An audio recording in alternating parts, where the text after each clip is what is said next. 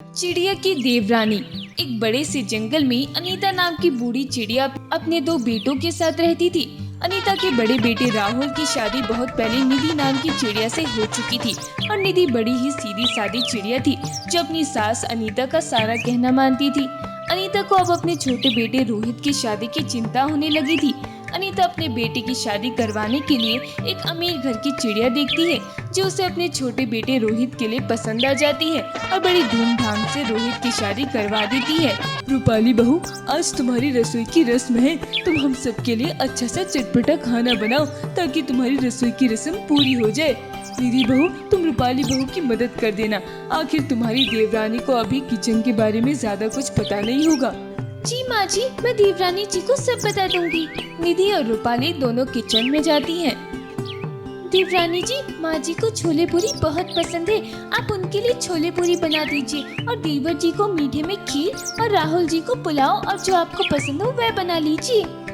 क्या भाभी, आपको सबकी पसंद पता है और सबका खाना बनाने के लिए आपने मुझसे कह दिया, लेकिन अपने लिए कुछ नहीं बनवा रही है। अरे मैं तो इन्हीं में से थोड़ा बहुत खा लूंगी। आप फटाफट बनाने की तैयारी करो। सीरियसली जेठानी जी, आपको ऐसा लगता है कि मैं ये इतना हैवी खाना बनाऊंगी? छोला पूरी और पुलाव टाइप मैं ये सब नहीं खाती और ना ही मुझे ये सब बनाना आता है। मुझे जो बनाना आता है और जो मैं खाती हूँ मैं वही बना दूंगी।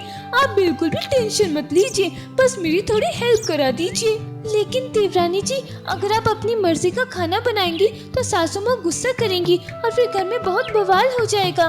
कम ऑन जेठानी जी, कुछ नहीं होगा और अगर कुछ हुआ तो मैं बात कर लूंगी। आप इतनी टेंशन क्यों लेती हो? निधि चिड़िया रूपाली की बातें सुनकर चुप हो जाती है और उसे कुछ नहीं कहती।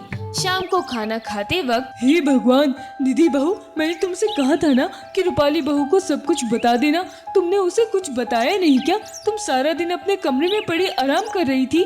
देखो उसने क्या क्या बना कर रख दिया है। इसमें से तो कुछ भी खाने लायक दिख ही नहीं रहा है। ओहो मम्मी जी, आप इतना चिल्ला क्यों रही है? मुझे जेठानी जी ने सब चीज बताई थी कि किसके लिए क्या क्या बनाना है, लेकिन मैं ना ही वह खाना बना पाती थी और ना ही वह सामान खाती, इसलिए मैंने वह सारा सामान नहीं बनाया। ये देखिए ना, मैंने आपके लिए इंडियन पास्ता, जेठ जी के लिए वेज फ्राइड राइस और रोहित के लिए कस्टर्ड पुडिंग बनाई है क्योंकि मैं यही सब खाती हूँ। और एक बार ये मेरा अमेरिकन सैलेड खाकर तो देखिए, बहुत टेस्टी है। मैं तो ये सारा सामान नहीं खाऊंगी, भूखी सो जाऊंगी, लेकिन ये अनाप शनाप चीजें मुझे नहीं खानी।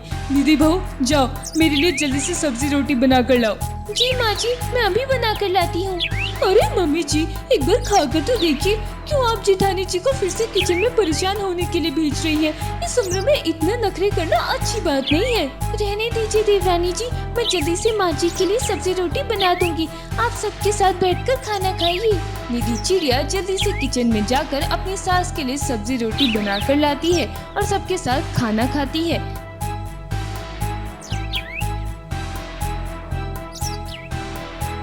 ऐसे ही कुछ दिन गुजर जाते हैं। जेठानी जी, मुझे आपसे एक बात पूछनी थी। आप सासू माँ से इतना डरती क्यों हैं और उनकी बेफिजूल की बातें भी चुपचाप सुन लेती हैं? सासू माँ आप पर इतना गुस्सा करती हैं और चिल्लाती हैं, आप उन्हें कुछ बोलती क्यों नहीं? देवरानी जी, वह मुझसे बड़ी है, मुझे डांट सकती है और मेरी मम्मी ने मुझसे कहा था कि अपनी सासू माँ की इज्जत करना और उनकी सारी बात मानना। जेठानी जी, इज्जत तो मैं भी करती हूँ, लेकिन इसका ये मतलब थोड़ी है कि मैं उनकी गलत बातों को मानूं। ये मेरी जिंदगी है तो उसमें कुछ मेरे फैसले भी तो होने चाहिए। छोड़िए ना देवरानी जी, मुझे तो अब इन सब चीजों की आदत पड़ चुकी है। ओफो जेठानी जी, चलिए अच्छा जल्दी से रेडी हो जाइए, हम लोग पार्लर चल रहे हैं। Beauty parlour? नहीं नहीं देवरानी जी, आप ही जाइए। मैं तो आज तक कभी भी ब्यूटी पार्लर नहीं गई और जाऊंगी तो फालतू में सासू माँ फिर से गुस्सा करेंगी और वैसे भी मेरे पास ब्यूटी पार्लर जाने के फिजूल पैसे नहीं है। सच में जेठानी जी, आप आज तक कभी ब्यूटी पार्लर नहीं गई और ब्यूटी पार्लर जाने में सासू माँ क्यों गुस्सा करेंगी? और रही बात पैसों की, तो वैसे आप जेठ जी से ले लीजिएगा ना। अरे नहीं नहीं, राहुल तो मुझे पैसे देते ही नहीं है। वो सारे पैसे तो मम्मी जी के हाथों में सौंप देते हैं और मम्मी जी मुझे बस काम के ही पैसे देती है। देवरानी जी, आप ही ब्यूटी पार्लर चली जाइए, मैं यहाँ घर का काम देख लूंगी। जेठानी जी, ये तो एक तरह से देखा जाए ये तो बड़ी ही गलत बात है। अब तो आप मेरे साथ जरूर ब्यूटी पार्लर चलेंगी। चलिए, अगर किसी ने आपको कुछ कहा तो मैं बात कर लूंगी, ऐसा थोड़ी ना होता है। रहने दीजिए देवरानी जी, मेरी वजह से आपको भी सासू माँ से डांट पड़ जाएगी। मुझे और सासू माँ डांटेंगी, ऐसा आपने कैसे सोच लिया? जेठानी जी, अगर सासू माँ ने मुझे एक बार भी डांटा तो मैं अपने डैडी को यहाँ बुला लूंगी, और फिर तो आप जानती ही है मेरे डैडी क्या क्या कर सकते हैं। चलिए, जल्दी से आप अब मेरे साथ चलिए। रूपाली चिड़िया जबरदस्ती जिद करके निधि चिड़िया को अपने साथ ब्यूटी पार्लर ले जाती है और शाम को घर आती है। वाह जी वाह, दोनों महारानियां घूम कर आ रही हैं, और घर का जो सारा काम पड़ा है वह कौन करेगा? कहाँ गई थी दोनों महारानियां? आराम से सासू माँ, इतनी पैनिक क्यों हो रही हैं आप? और घर का काम ही तो है, हो जाएगा। अगर आपको इतनी ही जल्दी थी तो थोड़ा काम आप ही कर लेती, वरना हम लोग आ गए हैं, धीरे धीरे कर लेंगे सारा काम। उसमें इतना चिल्लाने वाली कौन सी बात है? और रही बात घूमने की, तो हम लोग ब्यूटी पार्लर गए थे, कहीं इधर उधर घूमने नहीं गए थे। रूपाली बहू, तुम कुछ ज्यादा ही नहीं बोलती हो, और क्या जरूरत थी ब्यूटी पार्लर जाने की? कौन सा तुम्हें किसी की शादी या ब्याह में जाना था जो फालतू में इतना पैसा खर्च करके आई हो? हाँ, तो क्या जब शादी ब्याह में जाया जाता है क्या तभी ब्यूटी पार्लर जाया जाता है? और रही बात पैसों की, तो पैसे मैंने अपने खर्च करे हैं, आपसे तो पैसे मांगे नहीं मैंने। आने दो आज राहुल और रोहित को, बताऊंगी मैं कि तुम अपने साथ साथ मेरी सीधी सादी बहू को भी बिगाड़ रही हो। हाँ तो ठीक है, आपको जिसको बुलाना है, जो कहना है कह दीजिएगा। वैसे भी हमने कोई गलत काम नहीं किया है जो आप हमें इस तरह से डरा रही है। मैं भी अपने डैडी को बुला लूंगी, फिर आप सीधे डैडी से ही बात कर लीजिएगा। चलिए जेठानी जी, रात के डिनर की तैयारी कर लेते हैं। रूपाली चिड़िया निधि चिड़िया को लेकर किचन में चली जाती है। ये क्या कर दिया देवरानी जी आपने? अब सासू माँ महाभारत करेंगी और राहुल से मेरी शिकायत दी तो राहुल भी मुझे डांट लगाएंगी। मैंने आपसे मना करा था ना कि आप अकेले ही ब्यूटी पार्लर चली जाइए। जेठानी जी, आप पहले रोना बंद करिए और मैं देखती हूँ कि कौन आपको डांटेगा।